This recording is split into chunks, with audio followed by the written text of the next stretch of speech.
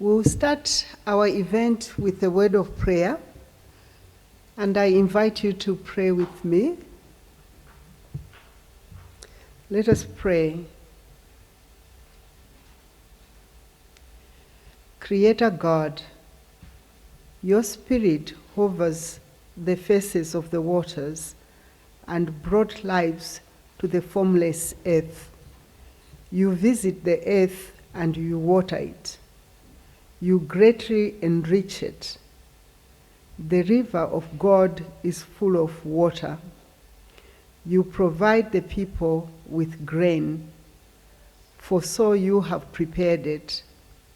You water its furrows abundantly, settling its ridges, softening it with showers, and blessing its growth. We praise you for the gift of water. Create in us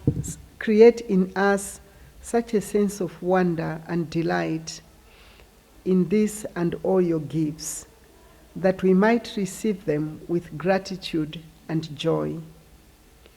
Loving God, Jesus Christ, our Lord, called all who were thirsty to come to him, believe and drink. Look in mercy on your people living in the dry lands and struggling to survive without access to safe drinking water. Forgive our selfishness in life and our misuse of our natural resources.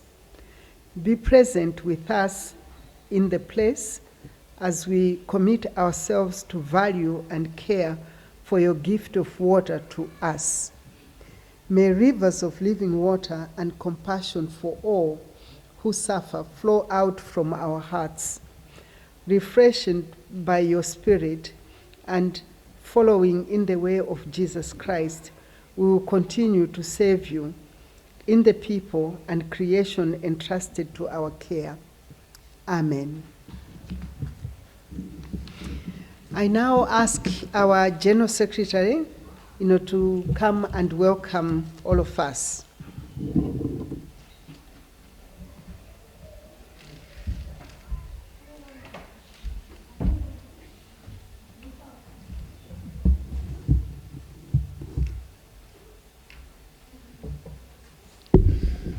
Dear friends, dear colleagues, dear guests, and most honorable guest, Dr. Maude Barlow, we are happy to have this day, and we are happy to celebrate this day as a day of life, when we are invited to become member of the Blue Planet community. As a World Council of Churches, we do this knowing that it is more than just a ceremony. It is something that really connects to very deep and also very significant tasks of the World Council of Churches. Water is the most needed element for us human beings. We cannot live a single day without water.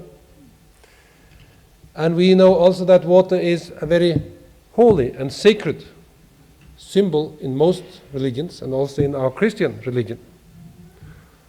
Our entry into the Christian fellowship is through water. We are even reading holy texts that is giving us the ideas of water as divine. Even Jesus himself compares himself with water. So we are not just talking about something, we are talking about a very sacred, a very holy gift for all life, for all of us. And therefore we are also happy to say that the World Council of Churches come to reflect and to work on the access to water and to clean water many years ago. And this day is one day on this long pilgrimage that has been going on for many years, but a very important day. The three basic criteria that we have received for becoming member of this Blue Planet community is that we are recognizing water as a human right, that we are saying no to the sale of bottled water in places where tap water is safe to drink, and that we are promoting publicly financed, owned and operated drinking water and wastewater treatment services. The first was addressed already many years ago. The World Council of Churches made significant contributions to the climate change dialogue even before the Earth Summit in 1992, and therefore, similarly like issues of land, water and food, have been of the utmost importance in our agendas. The Council's commitment to water issues became prominent in 2006 with the active participation of the churches in Switzerland and Brazil. A joint ecumenical declaration on water as a human right and a common public good was received by the Ninth Assembly in 2006 in Porto Alegre in Brazil. In that assembly, the Council also issued a resolution and a statement called Water for Life, affirming that water is a gift of God, a public good, and a fundamental human right. The WCC also committed itself to contribute to the implementation of this human right to water. And therefore, we had a child born called the Ecumenical Water Network, EWN, as an ecumenical initiative within the fellowship of the World Council of Churches with other partners. And subsequently, the Central Committee of the World Council of Churches passed a statement in 2011 recognizing this human right to water and sanitation. The statement reaffirms the recognition of the human right to water and sanitation by the UN General Assembly and the UN Human Rights Council in 2010. The statement also addressed the issue of the commercialization of water at the cost of depriving vulnerable communities from access to water and sanitation. And also over the past decade, through the Ecumenical Water Network, the WCC has been a voice and wanted to be a voice expressing what many faith communities in the world want to say. We are working closely with the UN, but also with other church partners. And we have also seen the Roman Catholic Church under the leadership of Pope Francis giving a new emphasis on these issues as many other issues that affects our common home, expressed in the papal encyclical Laudato Si. We have also, together with the Roman Catholic Church, established the 1st of September as a day for the care of creation. And we see now that this is also another entry point for us, together with all the churches we represent, to say, let us care for the most precious gift of creation, including the access to water. So, in 2015, this Ecumenical Water Network appealed to all our member churches in Europe and North America to eliminate bottled water. And there we had a challenge ourselves, which we are honored to share with you the result. Today we have access to clean and also very fresh water in the house, and we have no need of bottles anymore when we have meetings or consultations. We can serve the best water without bottles or buying them in bottles. So we want to be an example, we want to lead by our example, and also hope that many churches, as I think already many churches have done the same, but also many others could, if they have access to clean water like we have here in Switzerland, use this water as it is. And finally, we are also proud to say we want to be a member of this community. We belong to all people of goodwill who care for God's creation and who also do it in visible way and also with a program, not only saying it but actually also doing it. Dr. Barlow, you have come to Geneva at a day that is very rainy and full of water. It's a good symbol of what we are here for. We are honored to have you, and we are also honored to receive this participation in the fellowship you are leading. And let us care for this day, as for every day, as a gift from God, with fresh air, with clean water, and with the fellowship we have to share it.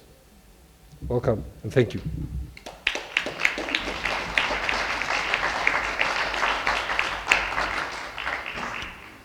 Thank you very much, Olav.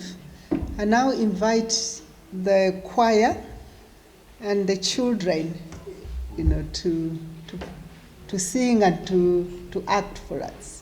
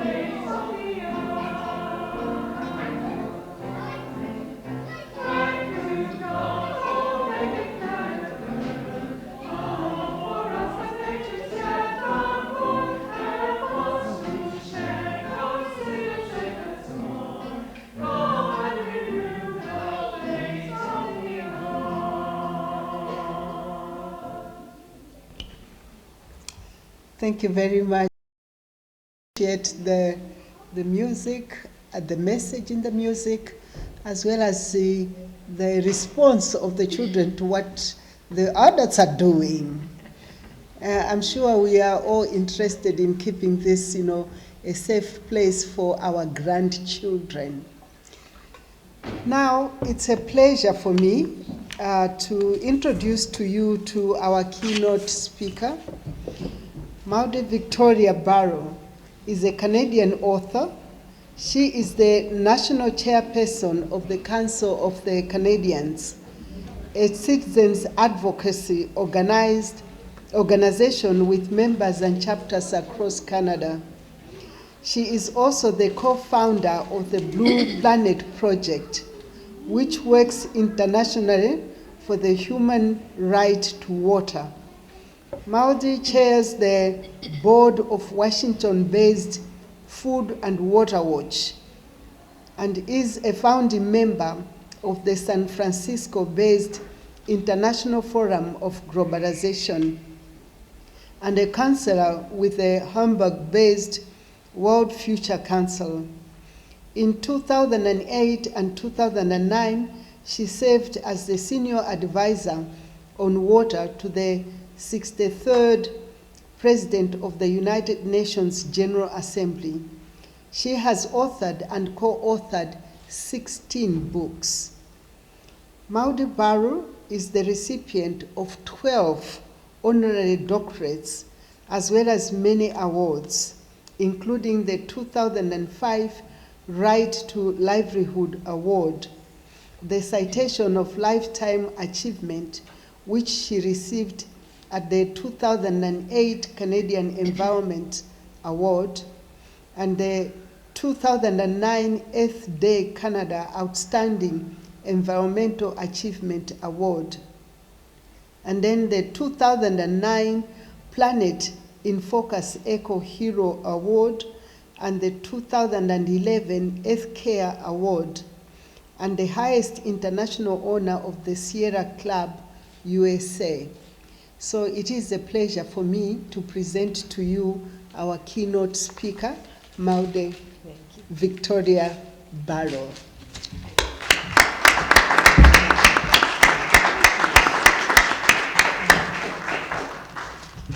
Well, thank you very, very, very much, Dr. Fury, and thank you, Dr.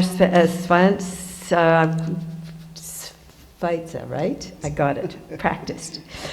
And all of you, Dinesh particularly, for the wonderful work that you've done to bring this moment together. I'm just so thrilled to be here, and I want to say a special shout out to David Boys, who's with Public Services International, because this whole concept of blue communities came together through our organization and the Canadian Union of Public Employees, which is a proud member of Public Services International. So I'm really, really thrilled to be here today. And in preparation for speaking to you, I read the August 2015 report of the Ecumenical Water Network, your network, called Pilgrimage of Water Justice, and I thought, I don't think I can say it any better than that. So I'm just going to read you a tiny bit to remind you of what you've already said and committed to in this wonderful ecumenical movement. You said, foremost among the most important issues of justice and peace are the critical issues of eco-justice, of our proper relationship as people of faith to God's creation and to each other, given our utter and complete dependence on the ecological integrity of the earth, protecting water and assuring just distribution of this life-giving resource is among the most critical eco-justice issues. I thought that was just beautifully put. And later in the report, the paper, there you outline 5 principles of our relationship to the Creator. 1, that creation is an interconnected, mutually supported community of life. That creation is beloved by God and has intrinsic value. That God provided water for the whole of humanity and the rest of creation. That humanity has a special duty to care for creation. And that tragedy befalls, I love this one, tragedy befalls humanity and the rest of creation when we presume to be God. The way I sometimes put it is when we tend to be the more modern, the more consumer-oriented, the wealthier we become, the more we see nature and water as a resource for our pleasure and profit and not as the essential element of a living system that gives us all life. So I loved those 5 principles, and I just wanted to repeat them. Those are very powerful words and a powerful connection and commitment. Your report, Dinesh and others, actually speaks to one of the big concerns that I have and the work that I try to do, and that is that there tends to be a disconnect between the ecologists, environmentalists, and scientists and researchers on one hand who are telling us about the global water crisis, and those working for water justice on the other, so anti-poverty activists, women's groups, working people, and so on. They tend sometimes to be in silos, and it's incredibly important that we work together because we do have a very serious ecological crisis and a very serious human crisis around water, and we need to bring them together. We cannot protect ecosystems if people don't have sanitation. I mean, I remember visiting Kibera, the huge slum in Kenya, and they have what they call flying toilets. So people just defecate into a plastic bag and throw it. So there's no way you're going to protect the environment unless there's protection and sanitation and basic justice for people. But nor can we protect water or the right to water if we keep thinking, oh, let's just put some more pipes down into the ground and pull up more groundwater. That's not the answer either. We have to bring these movements together. And make no mistake, and I know you know this, but I'm going to just remind us that the world is running out of accessible water. This is something we learned as children could not happen. We were told as children that we all learned, and they're still teaching this, that the hydrologic cycle was such that water goes around and around and can never go anywhere. And what they didn't teach us, or what we didn't know, is that we are polluting, extracting, diverting water from where it was placed, where God placed it, where nature placed it, to where we want it. And when we do that, as they're doing, for instance, in California, which is the most water-engineered place on Earth, you take water out of the hydrologic cycle, you harm the hydrologic cycle, and it's one of the major causes of climate change. We always think of climate change as being just around fossil fuels, but it's not. It's our abuse of water is a huge part of it. The UN is telling us now that water will increase in the next 5 years. The demand for water will increase by 55%. And at that time, global water resources will meet only 60% of the world's demands. Now try to imagine what we're talking about here. In a very short space, we've come to a crisis where in 15 years, we will not have anywhere near enough water, accessible water for the demands. The charts are very clear, the demand's going straight up and the supply of clean water is going straight down. A 2016 report from leading scientists warned that currently, this isn't in the future, 2/3 of the global population currently lives with severe scarcity, water scarcity, for at least 1 month of every year, and almost 2 billion people suffer water scarcity for at least half of every year. That's not at some future time, that's now. The percentage of the world's population experiencing physical water scarcity will have doubled over the decades between 2006 and 2025. And the water crisis could hit as many as 7 billion people by 2075. You could not make those numbers up. These are really disturbing numbers. We are pumping groundwater far faster than it can be replenished by nature. We're doubling the taking of groundwater every 20 years. Ban Ki-moon, the UN General Secretary, gathered 500 scientists together, and they concluded that our global abuse of water has caused the planet to enter what they call a new geologic age, akin to the retreating glaciers nearly 11,000 years ago.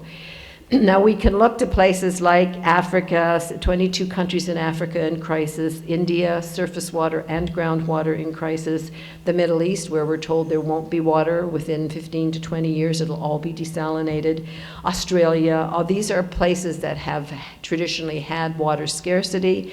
But I think it's also important for us to look at water-rich countries like my own. I've just published a book called Boiling Point, Government Neglect, Corporate Abuse, and Canada's Water Crisis. And believe it or not, we have a water crisis in Canada. There's a water crisis in Brazil, which is named by the United Nations as having the most water of any country in the world. They have no record of drought in Brazil until the last 10 years, and it happened so quickly. In the south, in Sao Paulo, there are 120 million people at risk because they don't have water. Where did it go? Not climate change as we normally think of it. What happened is that they've taken down so much of the Amazon that the massive amounts of water and moisture that the Amazon would give off and that would be carried on in currents, air currents, they call them flying rivers, not working anymore. Those flying rivers are not bringing water to Sao Paulo anymore. This is how fast we can actually negatively affect the hydrologic cycle of a whole area. And in fact, scientists are now telling us that the drought in Texas and California is partly due to the taking down of the Amazon. So that's how far out it spreads. And China, again, another country, technically with a lot of water, since 1990, this is a Greenpeace study that just came out 2 years ago, and the government at first denied it and now are saying, yes, it's true. Since 1990, over half the major rivers in in China are gone. They've disappeared. So we need to understand how exponential abuse can actually destroy water tables of many parts of the world. The United States, 46 of 50 of their lower states are in some form of crisis now or within the next decade. So when we're trying to catch the human rights issue here, which is what we're trying to do with the human right to water, we know close to 1 billion people have no access now, and 2.5 billion have no access or little access to adequate sanitation. And we know that close to 3 million people, mostly children under 5, die of waterborne disease every year, and that more than half the hospital beds on Earth are filled with people suffering from the fact that they don't have clean water to drink, that they've been drinking, using dirty water. And when we know that dirty water kills more children than all forms of violence put together, including war, we're trying to catch that. We're trying to catch the lack of justice in this incredible situation, but it's made more difficult by the reality of the declining water stocks, and particularly the declining groundwater stocks. And I want to say this really clearly, that this issue of water injustice and the ecological threat is not just in the global south anymore, it's in the global north. Due to austerity measures, thousands of people in Europe have had their water cut off, in Greece, in Spain, in Italy, and in the inner city of the United States. Most inner cities now are cutting off water to the poor. The most outrageous case is Detroit. I've done a lot of work and actually got the water rapporteur to come to Detroit to take a look at the situation because it wasn't getting any media. But this is a place where unemployment is so high, 1 million people who had more money and jobs left the inner city of Detroit. The people who were left are largely African American, poor, unemployed people, and when they jacked the price of water up because they didn't have the tax base anymore, people couldn't pay. And they come in and they literally will shut the water off to an entire block of people. They'll come in at 6 in the morning and the water's gone, and even if you can pay for it, it takes you months to get that water back on. No water for drinking water, no water for cooking, no water for bathing, for flushing. And then social services comes in and says, well, it's against the law to have small children here in the house if you don't have drinking water. And so in some cases, they've taken the children away. So I just want to make this very clear that the global water crisis is bringing the human family together in ways that are bad and good and really important. The fight for the right to water was a long one. On July 28, 2010, the UN General Assembly adopted an historic resolution recognizing the human right to water and sanitation. It was, in my opinion, an advance of our human species that we recognize this. Not everything was fine the next day, obviously. In 1948, we outlawed torture as a human species, and of course it's still with us. But it is a statement of intent that the human family comes together and says no one should have to watch their children die of waterborne disease. It's just not okay. This is a fundamental human right. And water was not included in the 1948 Universal Declaration because of human rights, because it wasn't an issue then, but it's been an issue for the last 2 decades. And it was a hard-fought, David will know this was a hard-fought battle to get the United Nations to recognize the human right to water. We had a big backlash, the big water companies, the big bottled water companies, the utilities, many countries, the World Bank. My country, Canada, led the fight against the human right to water. I was mortified.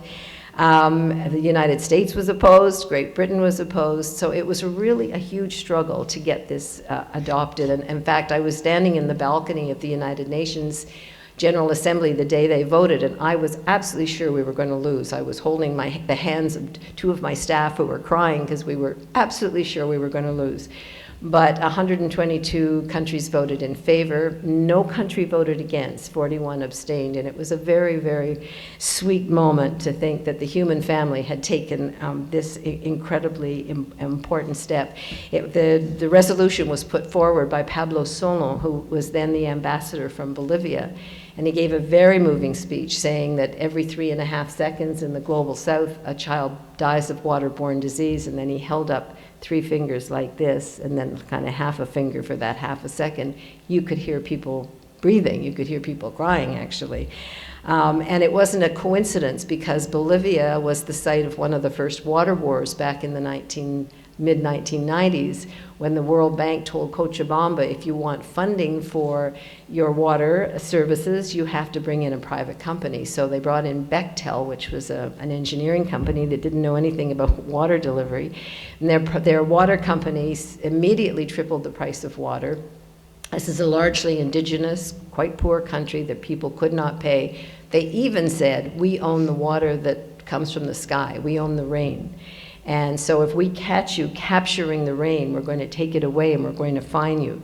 Well, there was a fight, and people came together, led by a man named Oscar Oliveira, who was a shoemaker by trade and had not done anything like this before, but the injustice of it was so great.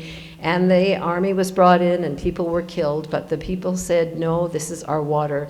And Bechtel was forced to leave, and the World Bank was forced to back off. And then they elected their first indigenous Aymara leader, Evo Morales, and he kicked Suez out of La Paz. So it was the beginning of a turning point. And so it was interesting that it was Pablo Solno who put this to the United Nations. There have been many successes since in these years. Almost 4 countries now have either enshrined the right to water within their national constitutions or framed it within new legislation. The most recent was France. The Parliament of France, about a month ago, recognized the human rights to water and sanitation. All governments are obliged to come up with a plan of action to fulfill this right. And a number of organizations and communities are using the courts. A French court ruled that it's unconstitutional to cut off water for people who cannot pay, because there was a famous case of a worker for one of the water companies who refused to turn water off to the poor people in his district, and he was fired. So it became quite a cause célèbre for everyone. And the Bombay High Court ruled that water must be delivered to slums in honor of the UN recognition of the human right to water, even if these communities are not registered or considered, real neighborhoods. My favorite is the Kalahari Bushmen of Botswana, who have been forced off the desert because they'd found diamonds in the desert, and also they wanted to have ecotourism, and these, hunter-gatherers were in the way. But they kept coming back to the desert, so the government smashed their bore well. And they went to court, could not get the right to water until the UN recognized the human rights to water and sanitation. And then the High Court said, okay, if the UN says it's a human right, it's your human right. And that water bore well was turned back on. It's just one of those small victories that come for now and then. But the fight for water justice is complicated by the many demands on the world's diminishing water supply. And it's really important that when we come together to talk about how for the right to water to be fully realized, we must fight against the commercialization of water in all its forms. Privatized water is harder to protect. There's a very important role for the private sector in helping us determine the issues for how we're going to save the world's water, but the delivery of water and wastewater must be held in public hands. And by the way, since the year 2000, 235 municipalities, including big ones like Paris and Berlin, have brought their water back into public management. So it's very exciting to see this trend continuing. And I just wanted to point out that Pope Francis, in his encyclical on environment and human ecology, spoke out against the commodification of water and declared his support for water as a human right. So this brings me to Blue Communities and why we're here today. A Blue Community is a positive action that we take to say this is what we believe in, because so often in our work we're fighting against something we don't like. The project started in Canada. I only, frankly, to be honest with you, ever thought of it as a Canadian project, because we were trying to make people more aware. We've got beautiful water in Canada. Why were we drinking bottled water? Why were we allowing so much bottled water to be taken from our water to be taken from our rivers and streams and groundwater and put into bottles, but also fighting a wave of privatization that was coming at us. So we got 18 municipalities in Canada, and we think Montreal might be the next, and that was very exciting, that have become Blue Communities. But I was in Bern, Switzerland, right here in this, your country, the country here, about 4 years ago, and I met the wonderful Mayor Chaput of Bern and told him about it, and he said, I love it. Will you come back if we become a Blue Community? So a year later, I came back to Bern, and the city of Bern became a Blue Community, and they added a fourth principle, and that is supporting public-public partnerships rather than public-private partnerships. But the University of Bern and OMA, the Reformed Church there, also became blue communities.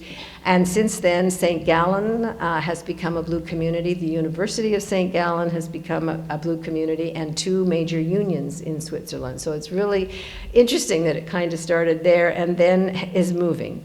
Paris became a blue community on World Water Day. I had the honor of going over and being there. And now we've got communities in Brazil, actually fighting Nestle, that are declaring themselves blue communities so that they can say this is our water and it has to be maintained here.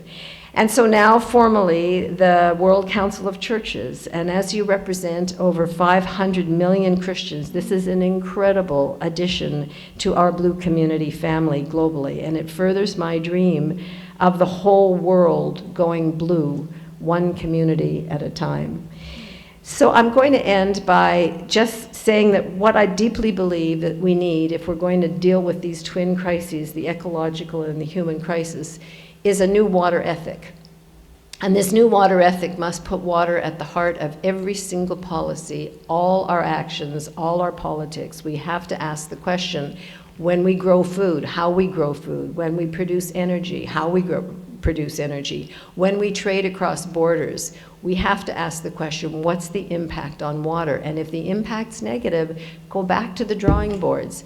But I can tell you in my country, and I know it's like this everywhere, you've got people out promoting, you know, food commodity exports, or out promoting fracking or whatever, or out promoting new trade agreements, and we're on pins and needles, those of us who've been working on this CETA Europe issue. We don't know what's going to happen if you're following that. But if we ask the question, what's the impact on water, you know, you've got these departments not asking that question, not talking to the people who could say to them, this more growth is not helpful here.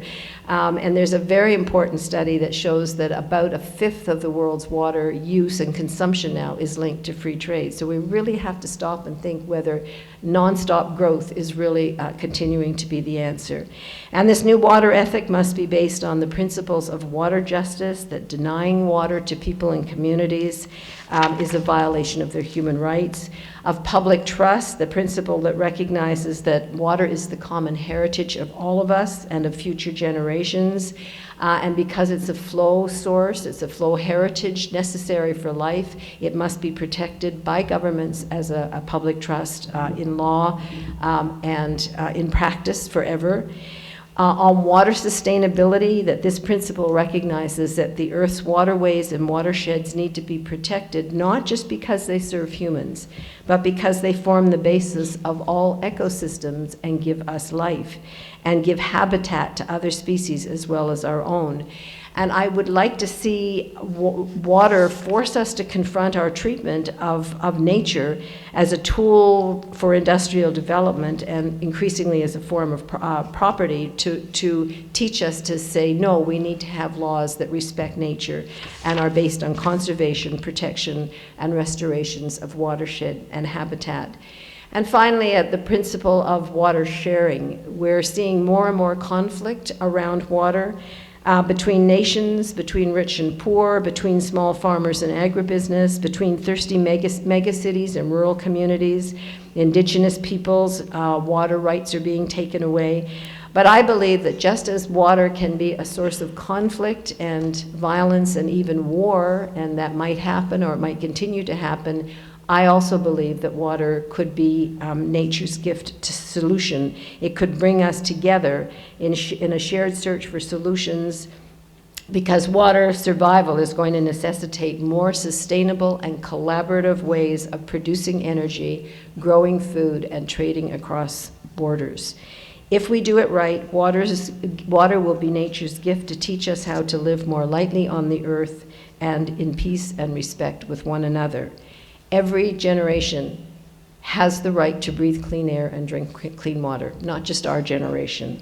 And what you're doing here today with the World Council of Churches, joining this pledge to honor water and to honor water justice, is a huge step towards guaranteeing that kind of future for all our young people. And I thank you so much for the honor of being here. I'm just delighted. Thank you.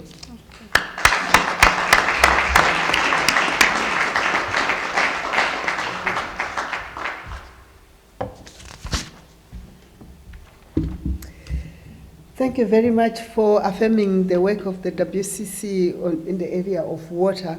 I hear you, appreciating what we have already done as when we are on a pilgrimage of justice and peace for water, and for reminding us of, how we are damaging the earth, without maybe realizing what we are doing, but at the same time also not being cautious that it's not the future, but we are saying the crisis has already begun, and that this crisis is actually not for the developing world, but it's a global crisis.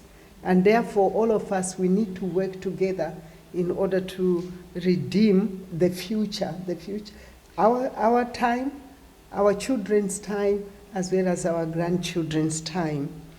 And I particularly like, the way you concluded your presentation about, that your hope is that the whole earth becomes a blue community.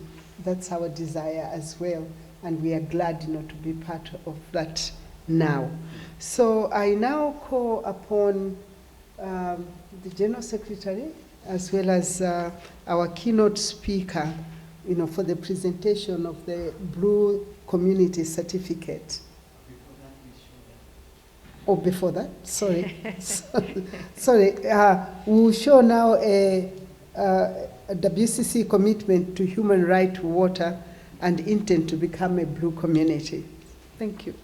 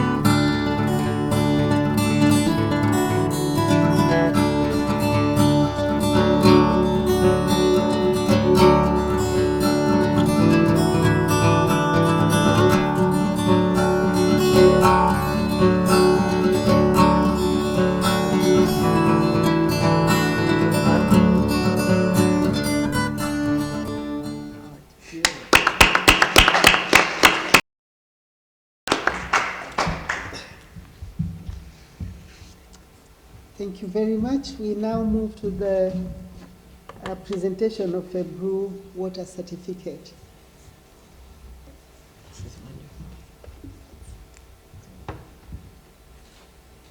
So it's my great honor to present this to you both. I'll choose one of you. Welcome up here, maybe. To our General Secretary. To your General Secretary. Yes, This is an absolute honor to be here today to welcome you to the Blue Community family. And we're just absolutely thrilled with your leadership. Thank you so much. Yes. Thank you.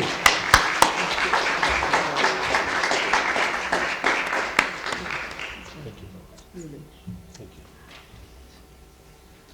Okay, and then I invite you to move outside for the inauguration of the water fountains, just in the foyer here.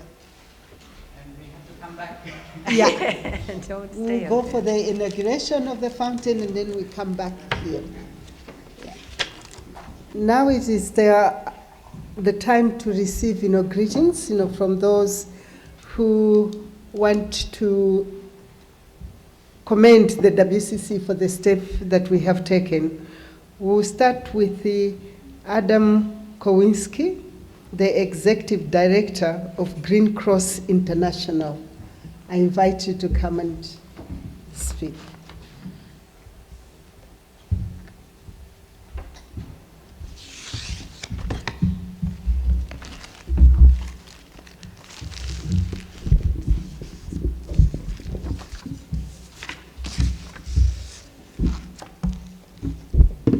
Dear Mr. Secretary General, Maude Barlow, dear friends, dear guests, it's a great pleasure. It's a great, great pleasure for me to be able to be part of this great celebration of the World Council of Churches joining the world of the Blue communities.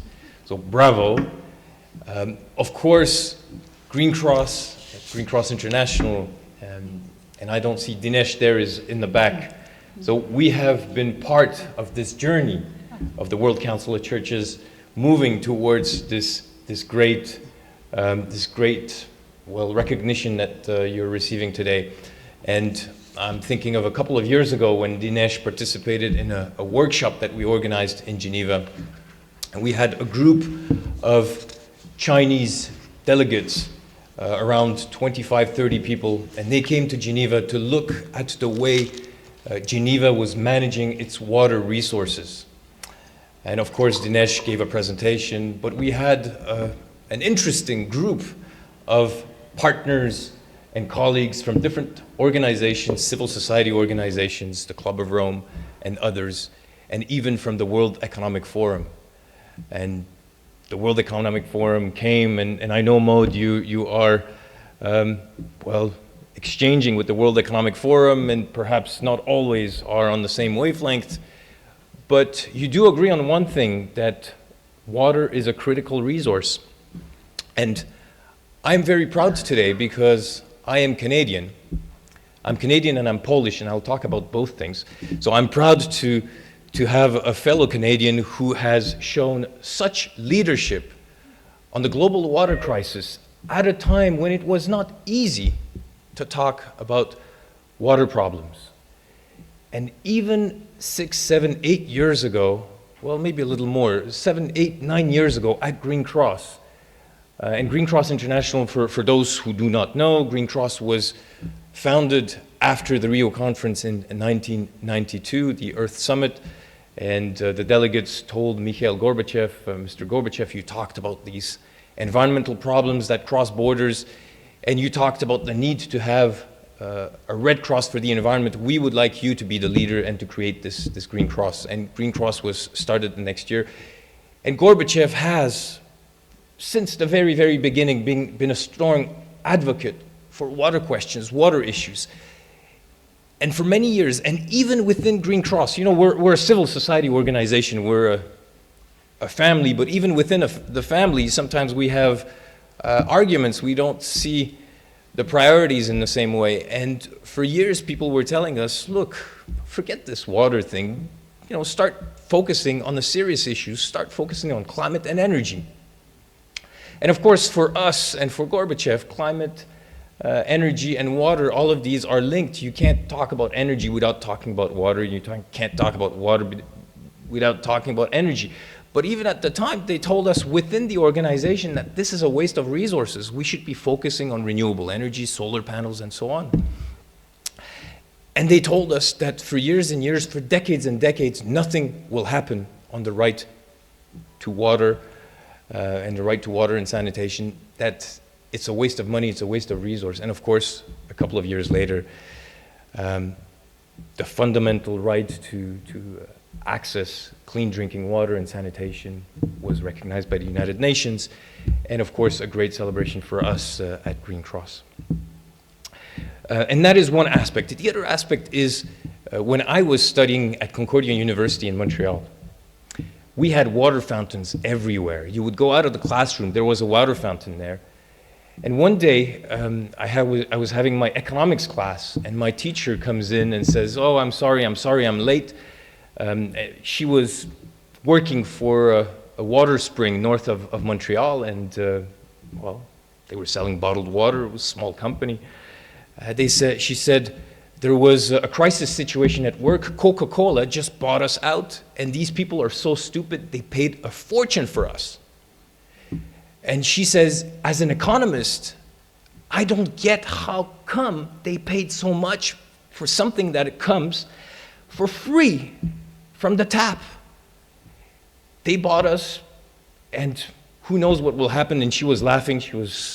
And of course, a few years later, there was no longer any tap water or any water fountains at Concordia. There were distributors with bottled water.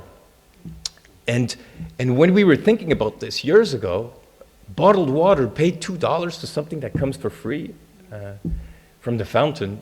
That was crazy.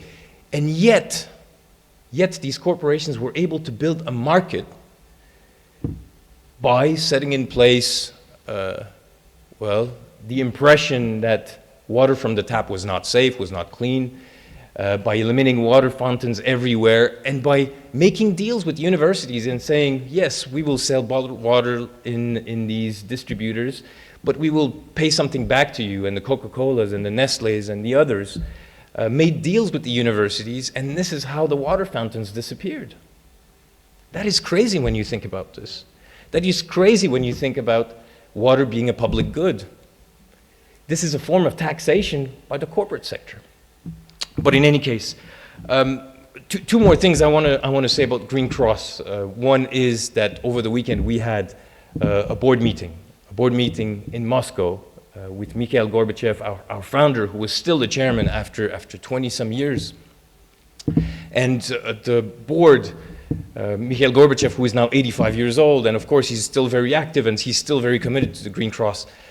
But we have decided to elect a new chairman, and we have selected Jean-Michel Cousteau, no stranger to the world of water and to the world water cycle, to become, and of course, to plastic in the oceans and to chemicals. And so Mikhail Gorbachev is very proud to announce to the world, and if you follow his Twitter account, and I invite you to, you will know that Jean-Michel Cousteau is the new chairman of Green Cross International. So that's very good news. And I hope that is also very good news for our cooperation with the World Council of Churches. Now, two more things that I want to add. Because last year, before the climate conference, we were at the Vatican. And this encyclical, and Pope Francis, and the interfaith movements around the world engaging on environmental questions, engaging on climate change. Well, in this document, the word climate change appears 10 or 12 times, but the word water appears 47 times. I think I don't need to say any more about the importance of water for climate change, for the environment, for ecosystems, and for life on Earth, and of course, for us, our future prosperity. The other thing that I have for our guest of honor and our hosts is the story of Green Cross by Mikhail Gorbachev. And so I have two books for you, and here we go. Mr. Secretary General, Barlow, here's your copy. Thank you.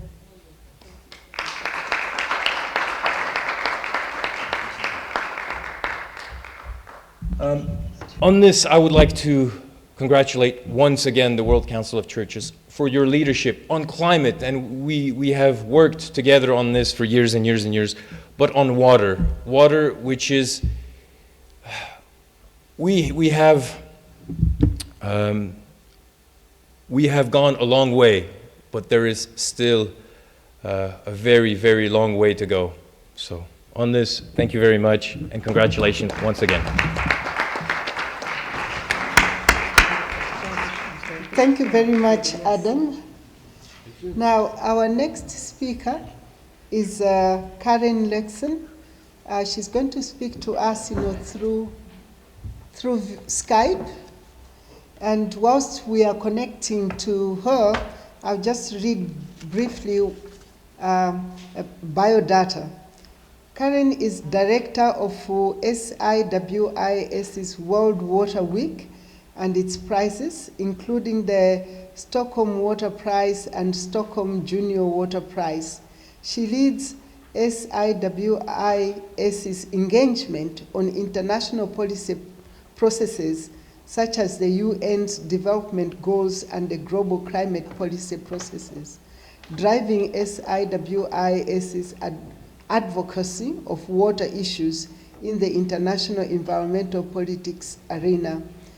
Prior to joining SIWI, Karin worked as the International Policy Director at the Church of Sweden and with the Swedish Ministry for the Environment.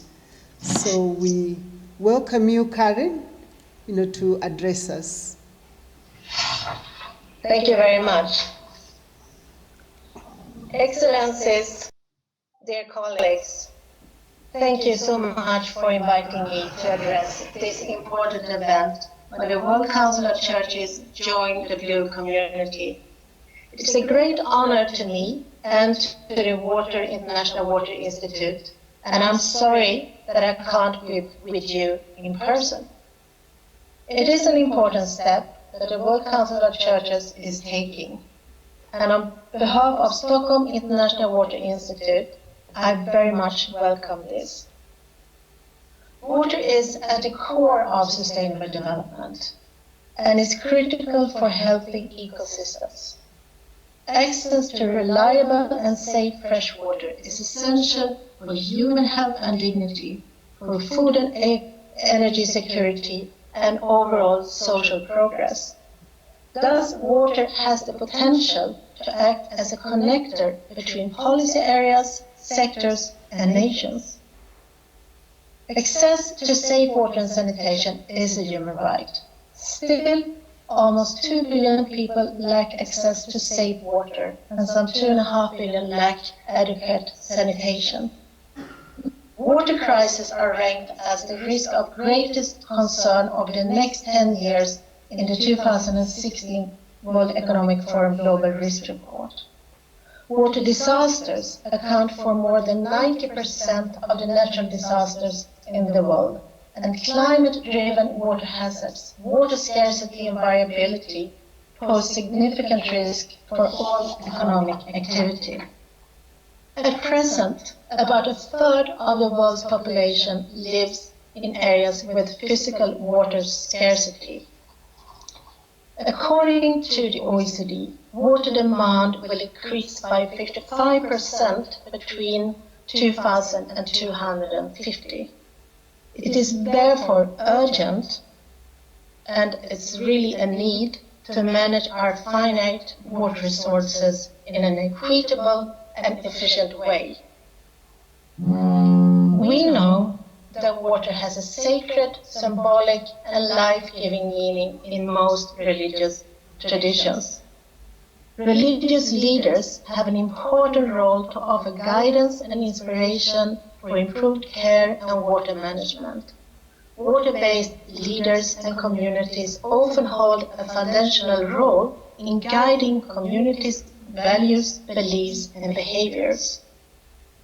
Therefore, SIWI, together with Global Water Partnership, took the initiative to initiate a dialogue with faith communities during the World Water Week in Stockholm earlier this year, to together work for sustainable development and for achieving the target of universal access to safe water. Both the water community and faith-based communities have much to learn from this dialogue, and SIWI is very pleased that the Ecumenical Water Network of the World Council of Churches has actively engaged in this collaboration. We are now looking forward to building further on this dialogue that we started in Stockholm and to continue collaborating with you. The World Council of Churches, through its water network, has been engaged in pursuit of human rights of water for a long time. Now you have strengthened this by becoming a global community. So once again, congratulations on the important step you have taken. It does send a strong signal that the churches stand ready to contribute to one of the most fundamental rights of all, the right to water. So I wish you the best of luck with today's activities and with your new role. So welcome to the water community.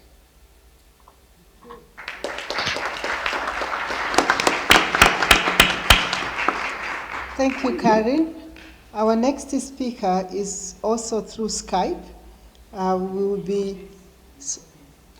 Sorry? It's a video. Okay. EcoPeace, right. We have three speakers from EcoPeace, directors, one from Israel, Dr. Gordon Brombeck, and then from Palestine, Mr. Nada Kateb, and from Jordan, Mr. Mugeth Rashad. So we'll start with Mr. Gordon Brombeck from Israel. Good afternoon, everyone there. Yes. Good afternoon. Very, very delighted and very honored to have the opportunity to speak. And our best greetings to the General Secretary of the World Council of Churches and to our to your very esteemed guest there, Maude Barlow. I think that the order, however, that we had planned was that Nada Khatib from Palestine will be the first person speaking from EcoPeace. Is he there on Skype with you? If not, I can connect him. Is Nada there? Not yet. Okay, so I'm now connecting him. Okay. And I'm also connecting Munketh, who's our third speaker. Okay. Now, respective countries. See? Nada comes up. But is Nada connected yet? I'm trying to connect him. Okay. Unless your office is trying to connect him there too. And I'm trying to connect Munketh too. Okay. I'm sorry. Okay, let me see. Hello, Munketh. Hello, Gideon. Hello, Nader. Okay. So Munketh Mayar has now joined us from Jordan, and for some reason I don't have a camera though. Okay. Yeah, still that will trying be fine. to get. It will be fine if we see your face, so it will be fine if you can just speak to us. That'll be great. No worries. I hope that it's a nice photo. What do you have? It is there? a very nice one, really nice. I don't know what you're looking at, Yanni, so far. So Munketh, why don't you start on the River Jordan, and I will try and get Nada on the line about our work on the River Jordan. Okay. Okay, it's gonna be me because I thought that I'll be the last to speak, but that is absolutely okay. The River Jordan, of course, Yani, it's the nowadays is the focus of our work. Now, for me to know, am I directly on the screen or whom I'm talking to, Yani, at this time? Right. You are talking to the community that has gathered at the World Council of Churches. We have with us our General Secretary, and then we also have our keynote speaker, Dr. Maude Barlow, and the rest of us. My name is Isabel Piri. Okay, my full respect to everybody attending and everybody watching us, and thank you very much that you giving us this opportunity to address such an intelligent audience. My name is Munqadh Mehyar. I'm the co-director of EcoPeace Middle East, sitting in Amman, Jordan. My colleague and co-director Gidon Bromberg is on the other line, and soon we'll get hopefully Nader to join us from Beit Lahem. The Jordan River, of course, like we said, it is the focus of our work at this time, since the Jordan River is the ecosystem that is bordering the three countries together. So it's a shared ecosystem between Jordan, Israel, and Palestine. And not to forget the influence of the state of Syria, which it's really facing so much difficulties at this time, having control of the Yarmouk River, which it's a main tributary to the Jordan River, and also a cause of problems to the water economy here in Jordan, having over 1.5 million Syrian refugees in the country. That is more than 20% of the total population, with all the need of water. And a small piece of information I received about 2 days ago about the cost of each refugee in only water and sanitation that exceed the 450 JDs per refugee. This is a huge amount of money that Jordan is really having to deal with, keeping in mind that it's only a small amount of money that's coming from aid country. But back to the Jordan River. As you know, the Jordan River is, I can say with comfort, that it is the most popular river in the world. I know we have huge rivers, Amazon, Nile, the Seine, the Thames, and all that, but the Jordan River, I mean, half of the humanity sings for the mighty Jordan River. And mind you, the mighty Jordan River is not mighty at all. Yani it hardly can move, as Gidon described it, a mouse wheel at this time. The Jordan River used to bring about 1.4 billion cubic meters historically to the Dead Sea from Lake Tiberias, which is, this part of the river is the lower Jordan River. Today it brings only about 100 to 150 million. That is less than 2% of the natural flow. The problem that it's also polluted water. Having the sewage flows to the river from all directions. The organization took a serious work on the Jordan River itself. We conducted the necessary research, scientific research, involving all three countries, universities and research institutes, to come up with the real numbers. Numbers that nobody can debate, because we depend on the say that numbers do not lie. So people could not point fingers at each other anymore without a strong scientific data, let's say. With that, the organization pinpointed the problems of the Jordan River. Of course, to pinpoint the problems of the Jordan River and the challenges of the Jordan River, you have to go into the water economy of each country. That means to go into each country and look into the agriculture sector, at the touristic sector, at the domestic sector, at the industries, everything, because everything involves water. And that's where we found out that, yes, the river can be rehabilitated, despite the fact that our region faces a real challenges when it comes to water scarcity. And to add on top of that is the climate change and the change of the rainfall and the patterns of the rainfall and even the quantities of the rainfall. So all that put us in a position as an organization to be able to really lecture others, especially the governments, that have been really misusing this very important ecosystems. According to the peace treaty that was signed between Jordan and Israel 19 years ago, in fact, is that both countries should work on the rehabilitation and the benefit of the Jordan River.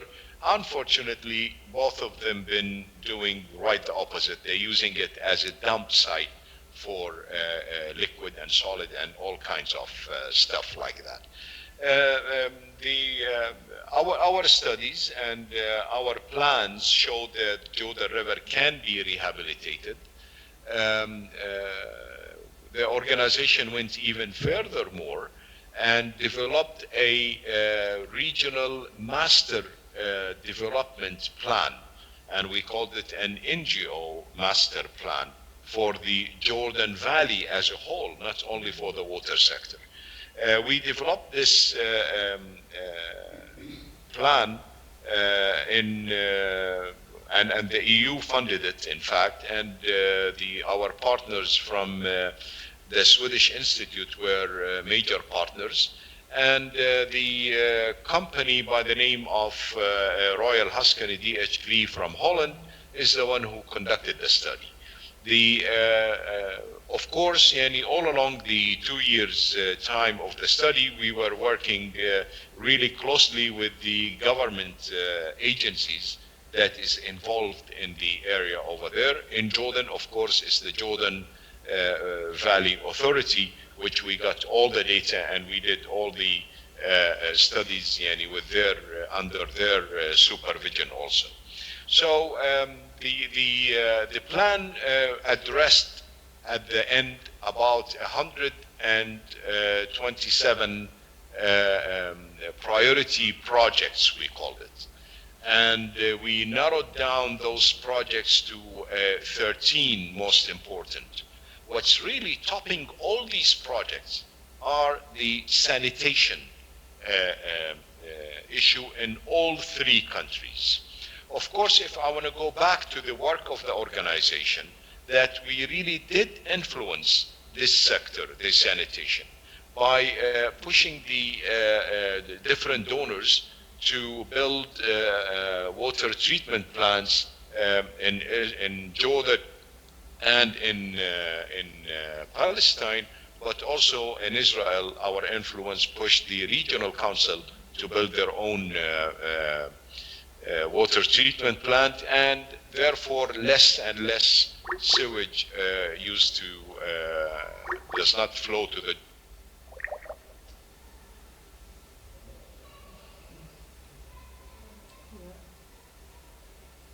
Hello? Hello? It looks like we've lost the gate.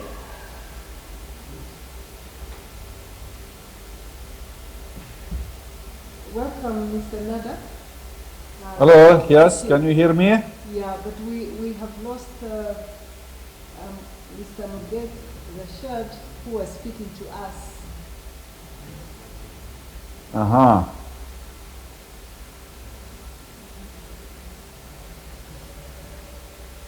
So how do you suggest?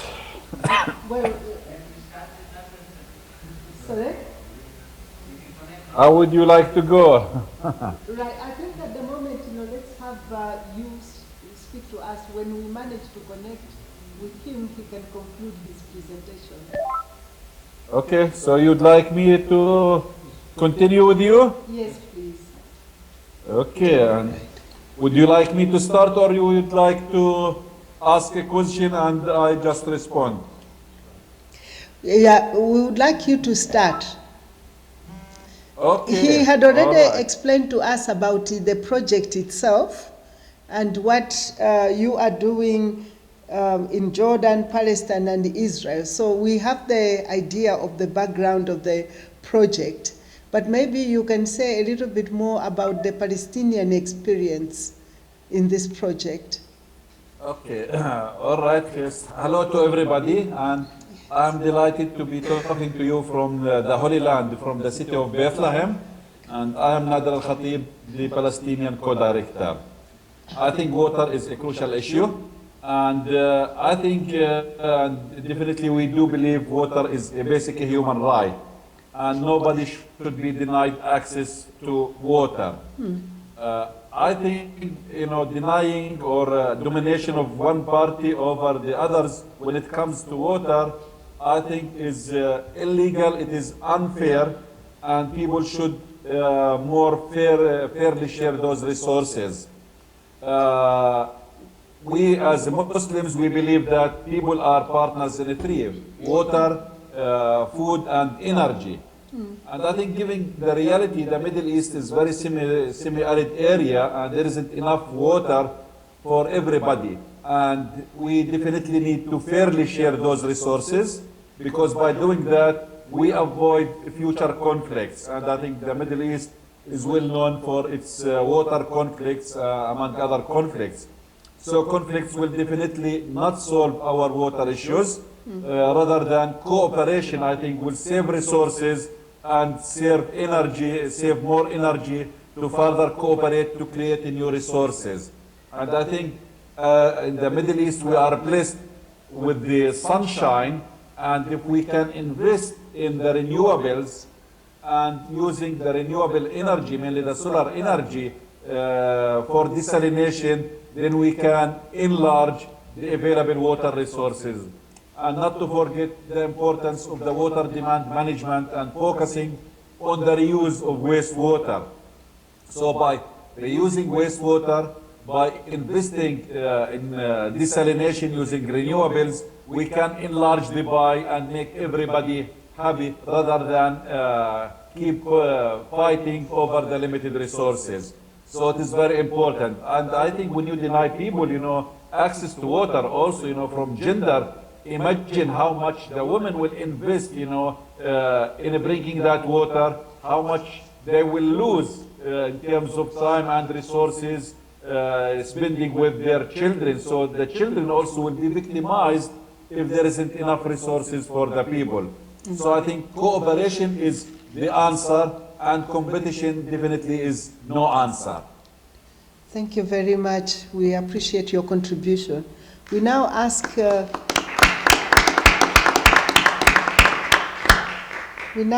Mr. Gordon Brombeck to add. Thank you. That's great to follow up on Munkuth and on Nader. At EcoPeace Middle East, firstly, we're very unique. We're the only regional organization that exists, Israeli, Palestinian, and Jordanian together in any field. And it speaks to the power of water that brings us together. When on all other issues, unfortunately, there is no parallel organization in existence. We feel that water as an issue has been held hostage by the political process, particularly under the Oslo Accords that were signed in 1995 between Israel and Palestine.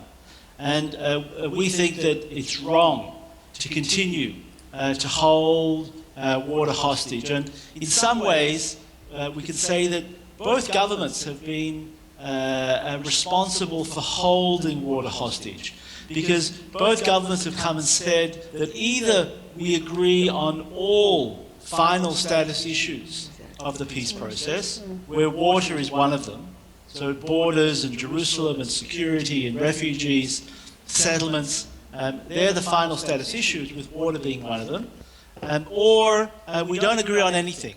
And for the last 22 years, the negotiations have been held on this all or nothing approach.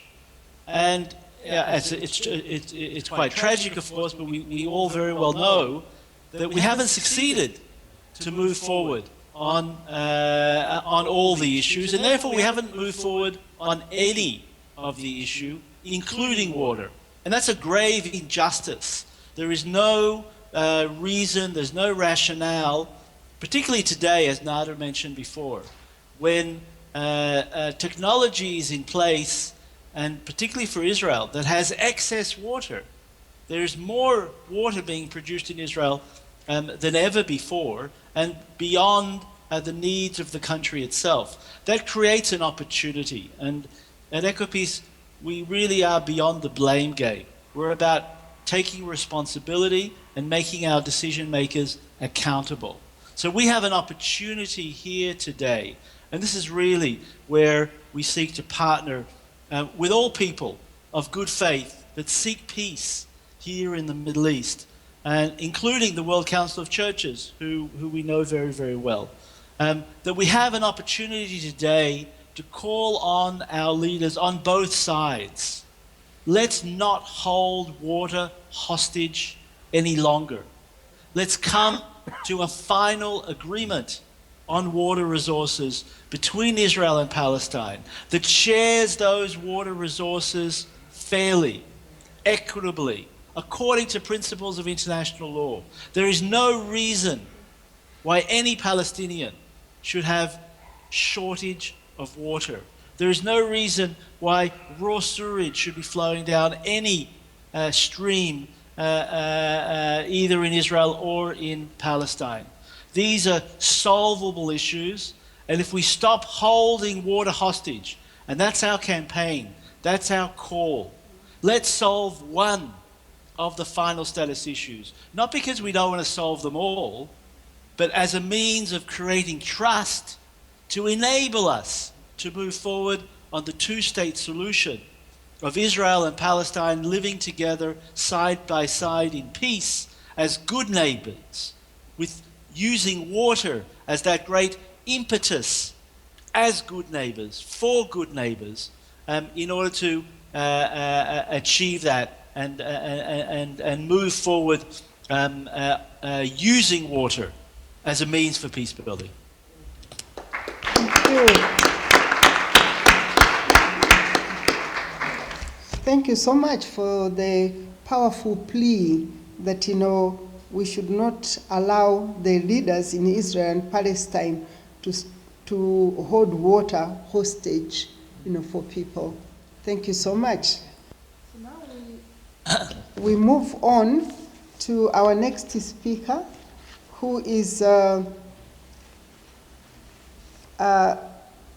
Rajendra Singh. Rajendra Singh. He is a well-known water conservatist from Alwar district, Rajrani in India, also known as the Waterman of India. He won the Stockholm Water Prize, an award known as the Nobel Prize for the Water, in 2015.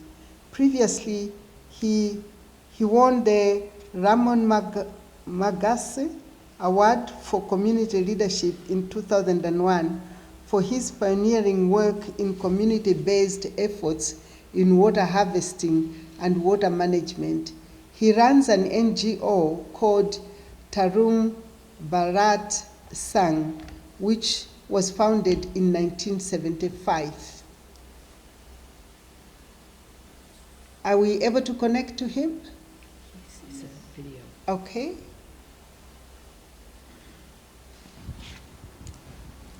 World Council of the Churches now join with the Blue community. This is a real very good news for me, and I congratulate the faith of the World Council of the Churches, because in 21st century the water marketization and commercialization of the water creating a disaster. The big number of the community, they are facing the different type of the health hazards and economic hazards, because everyone have not enough money for the water. So this disaster is really a big threat for this century, and the World Churches Council really exploring a good path, a better path for the future, and they are creating a better common future. So this is the way of the better common future.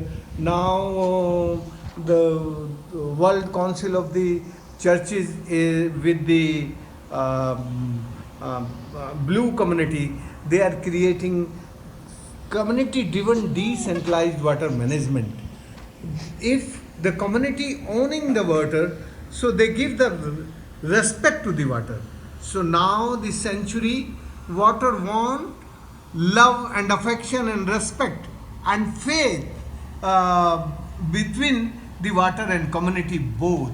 So I really congratulate to the World Council of the Churches because they are joined with the blue community.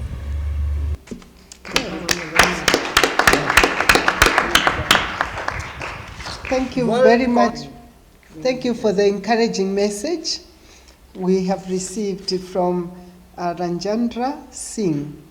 We now receive a message from David Boyes, who is the General Secretary of Public Services International. Public Service International is a global trade union federation representing 20 million working women and men who deliver vital public service in 154 countries. PSI champions human rights, advocates for social justice, and promotes universal access to quality public service. And PSI works with the United Nations system in partnership with labor, civil society, and other organizations. You're welcome to address us. Thank you, Dr. Ferry, and Reverend General Secretary, Maude, old friend. It's a pleasure to be here, but I must say, Dr. Ferry, you gave me a promotion that I don't want. I'm not General Secretary. I'm the deputy, thank goodness. Thank you. I've been with PSI for 16 years, and as soon as you created the Ecumenical Water Network, we were partnering with you. Thank you.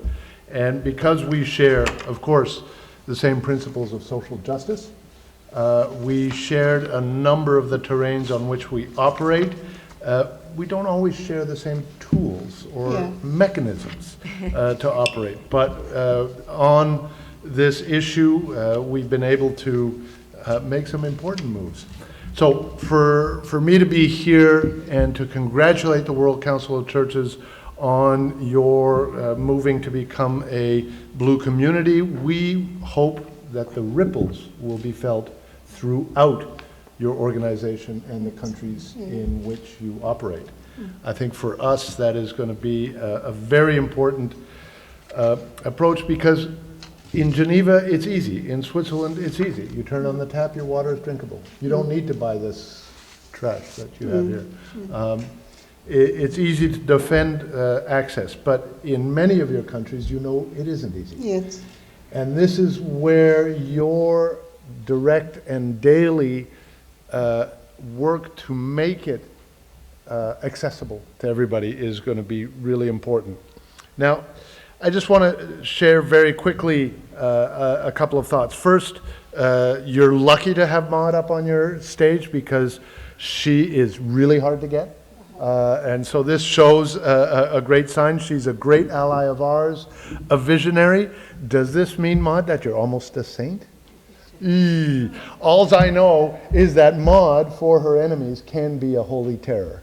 Okay? Because once she gets the bit between her teeth, she doesn't let go. And I'm glad she's my friend. But the reason that we can say these sort of things is because from where we stand, we have to identify that there are groups and organizations that are actually working against social justice.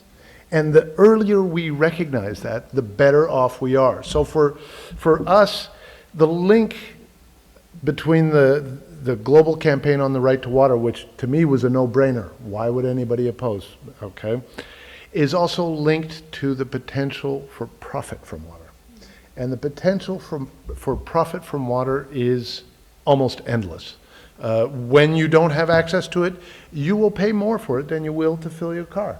You will pay more for it than a bottle of wine. You will pay what it takes, or else you will lose your children, you'll lose your health, you'll lose your family, and that's what's happening. Now, for us, it's also linked to the concept of public service.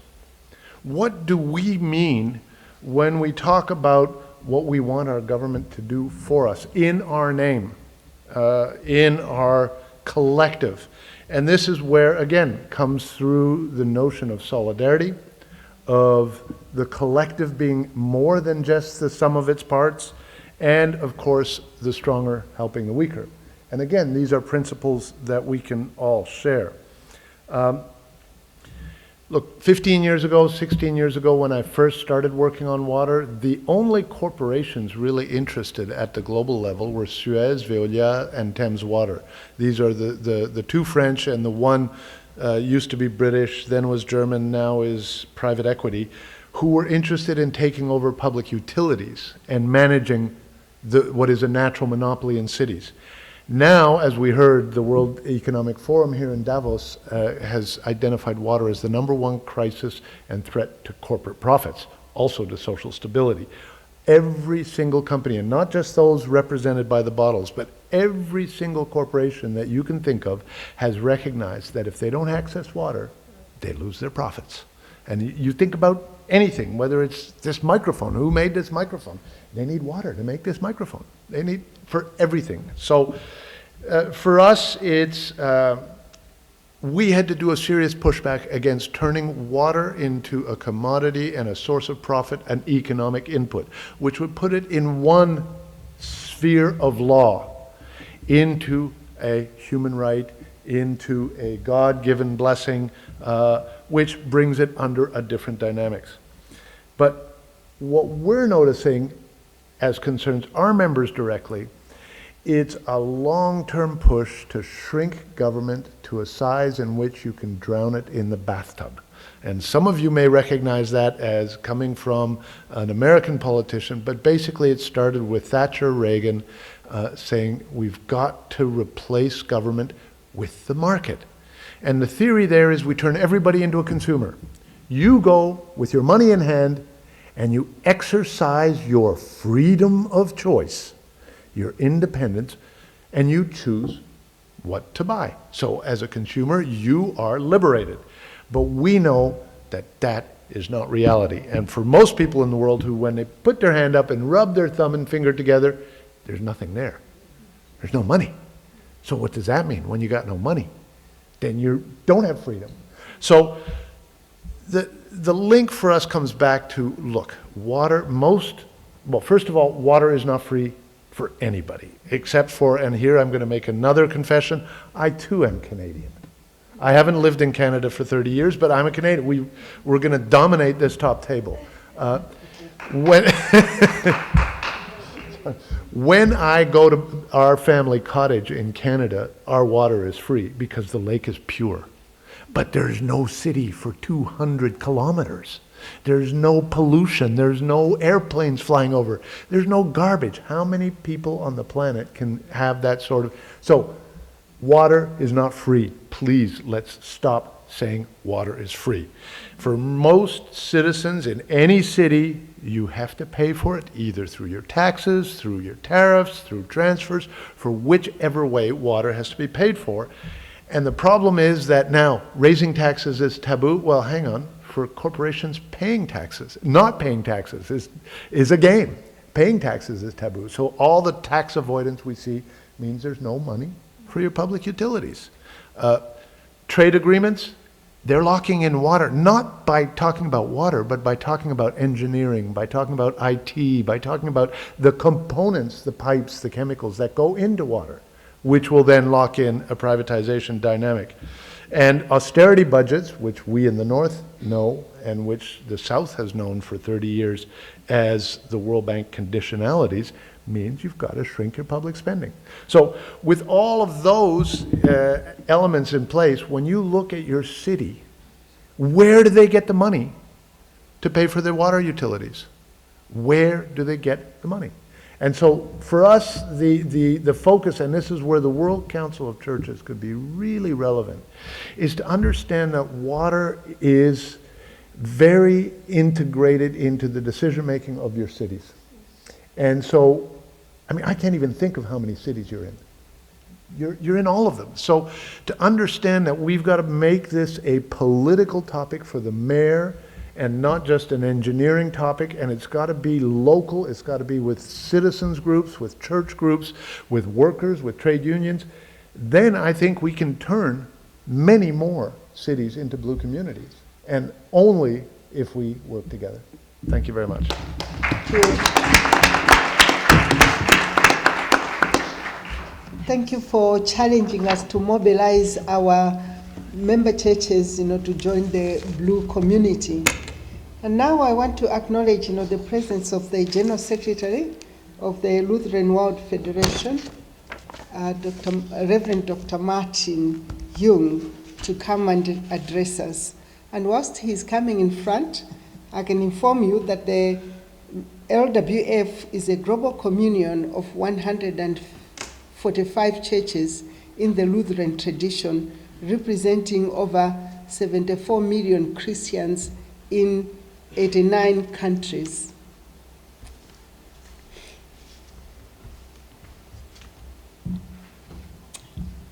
Please go ahead. Yeah, good afternoon. I apologize for being so late. We wanted to be part of this launching, very much so. Some of you are aware that the Lutheran World Federation, together with the Catholic Church, we are preparing a major event that is going to take place next Monday, when Catholics and Lutherans will commemorate jointly the Reformation anniversary. And we had today our last meeting before people were beginning to travel to Sweden, where this is going to take place. So we needed to give priority to that. Yet at the same time missing to be part of this very important launching. Let me say that for us in the Lutheran World Federation, we have had a very moving and important journey, which has been led by young people. Youth in the LWF has helped us to become more aware as an organization, as a communion of churches, of environmental issues altogether, and more particularly about questions and issues around climate justice, climate change. We have understood with our young people that issues of justice around ecology, around climate, are not just issues of justice between different peoples and different regions of the world.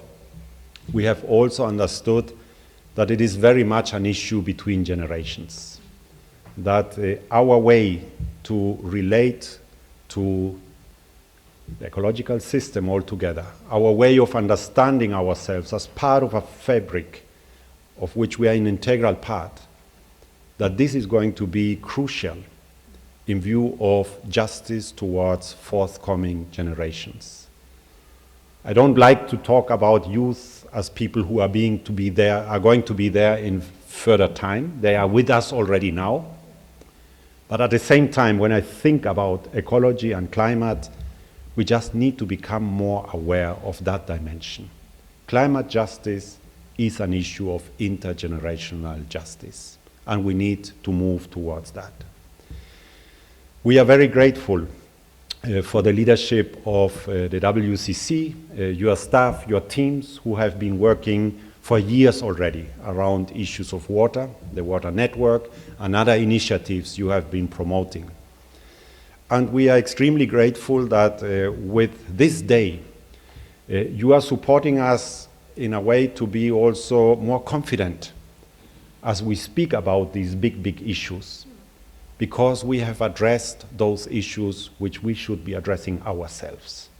So you are helping us, colleagues from the WCC, in this Ecumenical Center, and within it, within this ecumenical movement, to add coherence to our advocacy and to our efforts towards ecology, ecological justice, and all what comes in it. I think there is a lot which is ahead of us, I feel encouraged with this step which we have taken, that we will manage to do the steps that still come.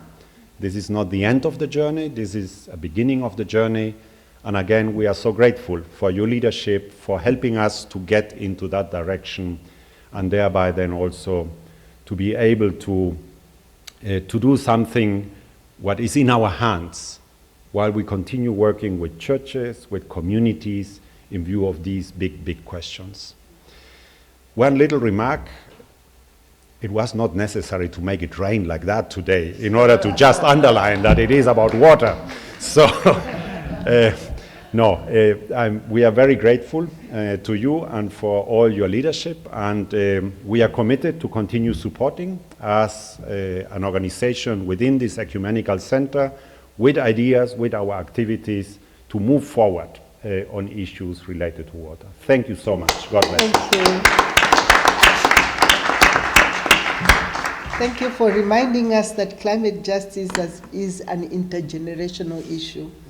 We now call upon ACT Alliance representative, and whilst Isaiah Toroish is coming to speak to us, I want to explain to you that ACT Alliance is a coalition of 143 churches and church-related organizations working together in over 100 countries to create positive and sustainable change in the lives of the poor and marginalized, regardless of their religion, politics, gender, sexual orientation, race, and nationality, in keeping with the highest international codes and standards.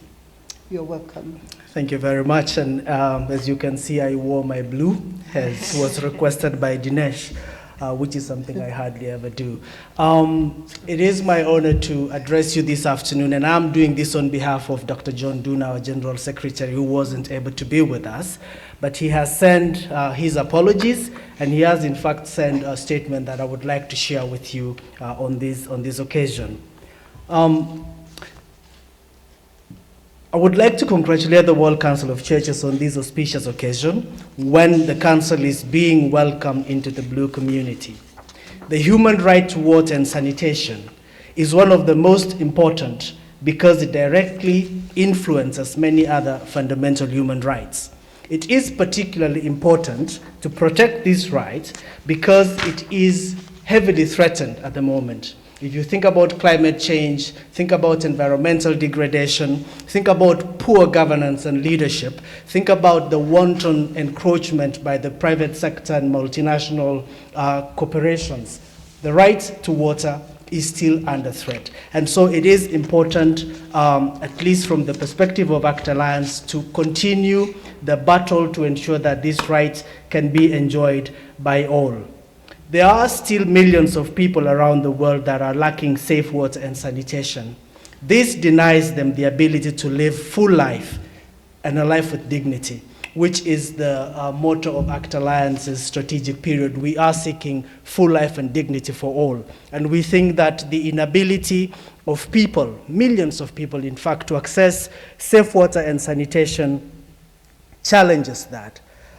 So much has been achieved within the work of access to the human right to water. So much work has been achieved, so much work has been done, but still so much needs to be done. And so the bold, innovative, determined work that we've seen within civil society and the ecumenical family over the last 10 years must be encouraged and it must be supported. In fact, the event today that we are celebrating is a testimony to that. The continued support for the right to water, the continued innovative way of mobilizing ourselves and encouraging ourselves, gathering ourselves and rallying to support the right to water is important. As Dr. Piria said, ACT Alliance is a network of over 140 church-related development and humanitarian organizations. And as a network, we are committed to the right to to water and sanitation. We appreciate the leadership of the Ecumenical Water Network and the World Council of Churches in championing the right to water within the UN and other platforms. As you know, many of the participating organizations of the Ecumenical Water Network are members of ACT Alliance. And so, as such, it is a testimony as well that our network is committed to learn and to continue fighting for securing the right to water for all.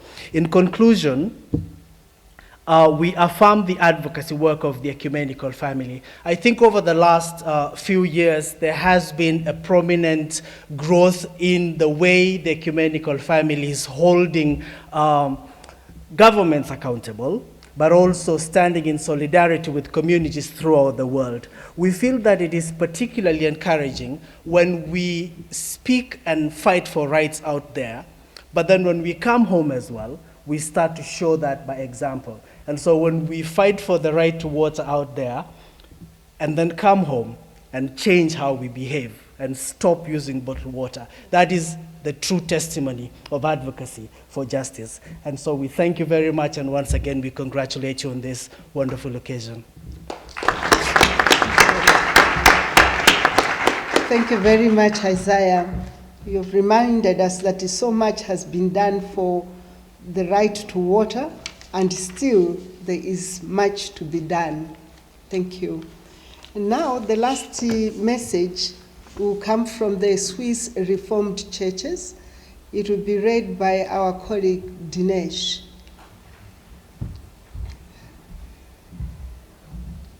Oh, Athena.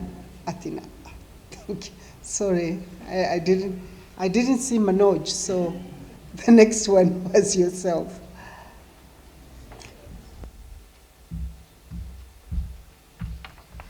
I will read the greetings from the Reformed Churches of Bern, Jura, Solothurn, and from the Federation of Swiss Protestant Churches.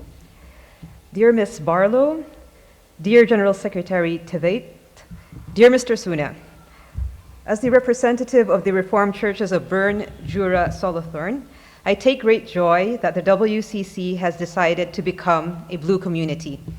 Congratulations. Since the adoption of the globalization policy of our church in 2003, water has become a signal issue for us. Our first step was to hear what the water activist Franklin Frederick was saying about the situation in São Lourenço, Brazil, and the effects of exploitation of the local water sources by Nestlé. Based on this terrible experience, the Ecumenical Declaration on Water as a Human Right and a Public Good was signed between the churches in Brazil and the Swiss churches, both Catholic and Protestant. Recognizing water as precondition for all life, as human right, as a force of faith, and as a scarce good for many people of the world, the Ecumenical Declaration on Water was an important signal from the churches to the international community that the adoption of water as a human right was becoming urgent. In 2010, the United Nations adopted water as a human right. After this historic turning point, we raised the question, what shall we do now? The international community is willing to treat water as human right, but if there are no paths to implementation, the human right will be empty. In this context, I am grateful that we got in contact with Maude Barlow and the Blue Community Initiative in Canada. We were very enthusiastic about the work of Maude Barlow and the Blue Community Initiative. Analyzing the special situation of Switzerland, where we don't have the same struggles against privatization of water as in Canada, and where water is mostly under public control, we decided to adapt the commitment for the Blue communities in Switzerland. We added a fourth point. Swiss Blue communities obligate themselves to cooperate internationally in a public-to-public way. This additional commitment has proven to be the most difficult one to implement, yet we think it is the most important for our context. Even the SDC, the international cooperative arm of the Swiss government, is promoting cooperation with private entities that lead to privatization of the knowledge about water and the privatization of the control of water sources. We have the strange situation that Switzerland has a guaranteed public control of water within its territory, yet at the same time promotes agents of privatization at an international level. So there's much to do. As church, we are very happy that many churches, organizations, institutions, and cities are considering adoption or have already accepted the commitment as Blue communities in Switzerland. The City of Bern, the City of St. Gallen, the University of Bern, the University of St. Gallen, the Union UNIA, the Congregation of John in Bern, and the Church of Spice, to name some of them, are part of the movement and are pressing to go further in their engagement with the water issue, with concrete events of consciousness raising and projects of international cooperation. For us, it's a great sign that the WCC has become a Blue community and shows that churches are aware of the worldwide struggle for sustaining creation, and especially water. I hope that we will have many opportunities to work together defending the human right to water. At the same time, I hope that the decision of the WCC will be a strong impulse for churches around the world to involve themselves in the struggle of local communities defending their control of the water supply against private economic interests.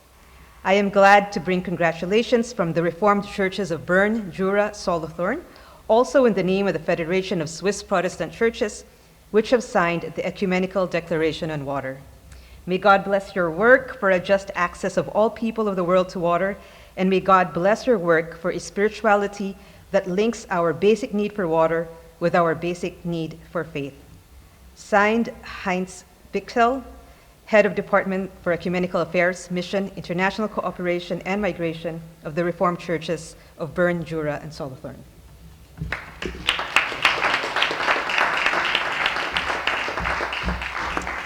I now ask our General Secretary to address us again.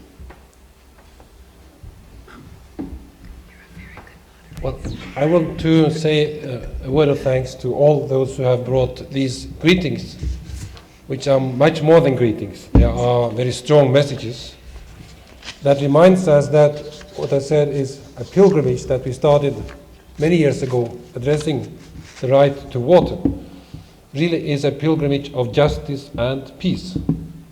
These are basic, very basic issues of what justice means in this world today.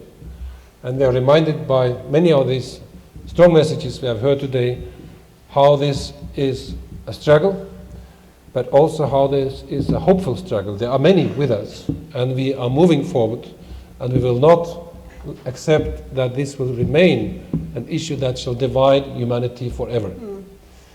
I was particularly moved by what you said, also, Dr. Barlow, reminding us that it's an issue of peace. It's not only an issue of conflict, it's also an issue of peace. Humanity could make great efforts if it could find ways to share water in a fair way, but also in a peaceful way. This is a unique opportunity for us, not only to focus on water as a source of conflict, but also as a source for peace. So let us continue this work, and thank you for everything that was said to encourage us and to encourage all our churches to follow up in different ways. Thank you so much.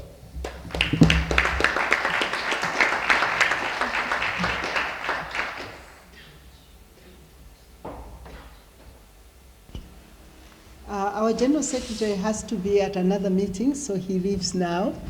And for those of us who are still here, the program continues.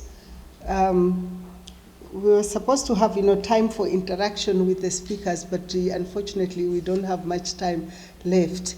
And it looks like we've lost our children, but the choir is still here. Oh, they're coming. Right. So let them come in, and then we'll have a special song on water. Yes. This has been just wonderful. You're just wonderful MC. You're a combination of warm, but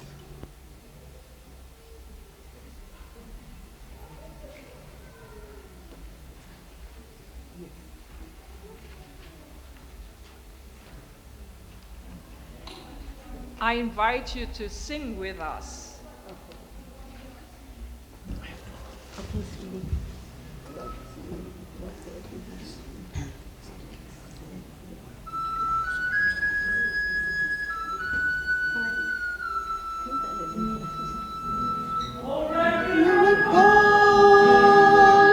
A place at the table.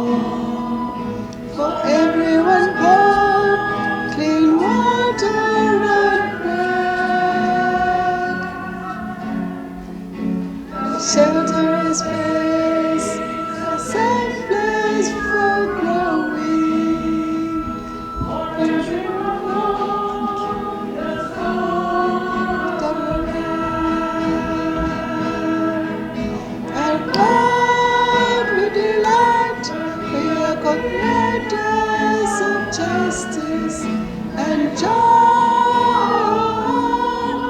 compassion and peace. Yes, God, we light, we are creators of justice.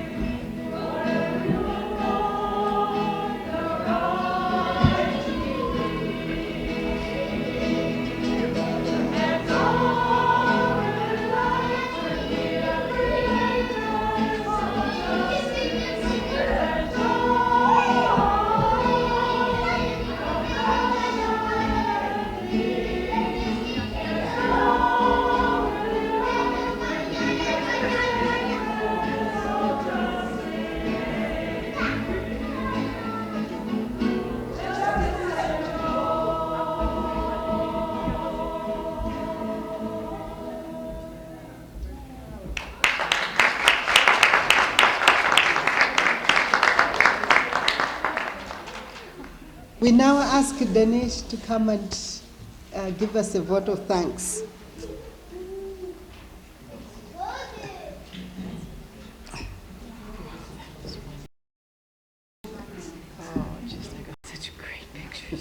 I'm tweeting them all over the place. Thank you, moderator. Respected dignitaries on the dais and on the floor, my dear colleagues, guests, and dear children. Today is one of the happiest days of my life. 25 October 2016 will remain in my memory as the day that the World Council of Churches became a blue community. Engaged with the struggle for human right to water for a long time, I had felt the same joy and happiness when in 2010 the UN had recognized water and sanitation as a human right. WCC is not just an institution, but it's a fellowship of churches representing over 500 million Christians, Therefore, the effect of WCC becoming a blue community has the potentiality to inspire and motivate other member churches to follow suit. This would not have been possible but for the inspiration and motivation this amazingly graceful and powerful personality named Maude Barlow. Ever since I met her in Bern last year during one of the the Blue Community events by the Reformed churches, we continued to discuss how we can involve the WCC as a blue community. A big thank you to you, Maude, for coming over to Geneva to declare us, the WCC, as a blue community. I also wish to thank the leadership of WCC, Reverend Dr. Olav Fykse Tveit, for his wholehearted support to the initiatives of the Ecumenical Water Network through the Lenten campaign on water justice in Palestine to the Blue Community event here today in Geneva. The Ecumenical Water Community is grateful to him for his leadership on water justice issues. I also wish to thank all the speakers who spoke today from this hall or from Skype from different parts of the world to encourage and congratulate the WCC on this achievement. A big thank you to you all. I thank the senior leadership of WCC, including my boss, Dr. Isabel Piri, for her encouragement and support, to Marian Eston, silently working behind the scene, the Director of Communications, for her wholehearted support, involving her entire team, who continues to encourage the program staff to contribute more and give us the visibility. A big thank you to Elaine, the Director of Finance, and also to Damien, the ITFS Manager, who ensured the physical logistical arrangements of the tap water-based solution in this Ecumenical Center. We had some uncertainties from the Geneva authorities because this building is a Swiss heritage building, and until last week we did not have the permission to even drill those small holes to bring the taps. So thanks to the hard work of all, finally this is done. So last but not the least, the participants of this public event who dreaded the weather and came for a rather long event this afternoon. A special thanks to the children who literally taught us, the adults, how to live a responsible life caring for creation. A big thank you to you all, the Blue community present here, and particularly also my own colleagues who spent this afternoon to spend here. Let's give ourselves a big round of applause for this historic moment, the life journey of WCC and the Ecumenical Center here in Geneva. Yeah. We particularly want to thank you, Denise, because we know that this has happened because of your efforts. So thank you so much. Thank you.